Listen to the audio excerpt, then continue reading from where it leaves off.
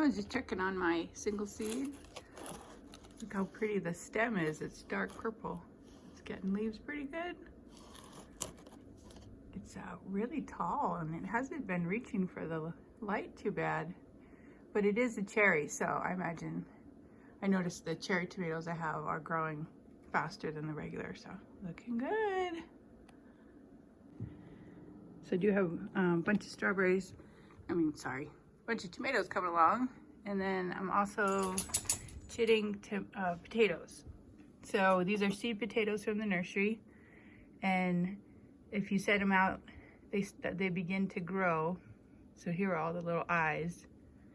And that just gives them a head start. So I'll get these out pretty soon, maybe even this weekend. That's my goal. And I know you can cut them and let the scab heal and put them out, but I never do that. I just put them in the ground. And that way they don't have to contend with any kind of disease or anything. But yeah, these are, I have red and yellow.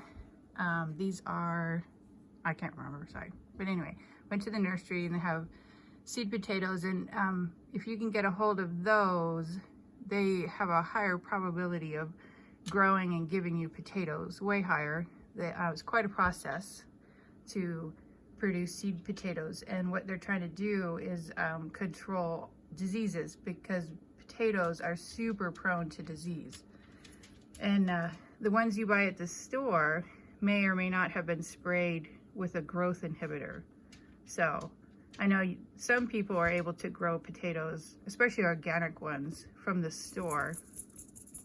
But not only were these less expensive, but they haven't been sprayed with chemicals or growth inhibitors. So there you go. So I ran out here between rain showers, which is really nice, but I'm trying to get a lot of stuff in the ground. I'm kind of running behind, but just thought I'd show you some of the stuff I'm planting. So these are onions. I already have the red and the yellow planted, and these are the rest of the white. And I just thought I'd show you, there's a lot of different ways to plant onions, and this is one that's been really successful for me. So I'm buying the bulbs that you see, and they come in the little mesh bags, and then I put them into the 72 cell trays, and I start them inside. And it only takes a couple of days for them to shoot up the green. Like, I swear, as soon as the bottom of the bulb touches that ground, they're ready to go. So these were inside for 4 or 5 days, and then I went ahead and brought them outside, and they've been hardening off, but they're totally fine. They're doing awesome. So notice how the bulb part is perched on top of the soil. I'm gonna plant them that way too. And for me, that has been the most successful way to start the onions. I know other people are better at it, but let me show you how good the root growth is. Look at that. So this onions has an awesome head start.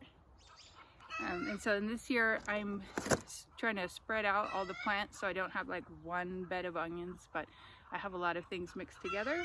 So this is the third bed that I have with onions in it, and then I'll also plant a lot of other things when it comes time to do that. So look at that, it's awesome.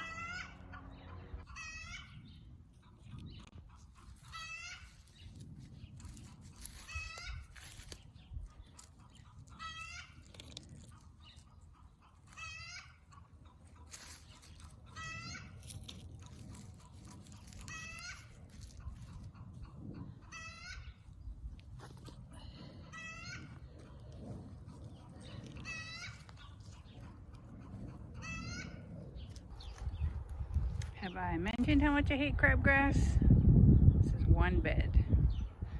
But anyway, the broccoli's going in here. I've got some that I seeded, and they're doing really good. They've been outside night and day for about a week. There's a rapini and a kind called Bellstar. But a lot of my broccoli died, so I did go and I bought some at the nursery. So let's get them in the ground. All right, got everybody in. It's starting to rain. I did add some organic fertilizer and a little bit of azomite. And I'm gonna see how much it actually rains. I might have to come back and water this in, but finally, there's the broccoli.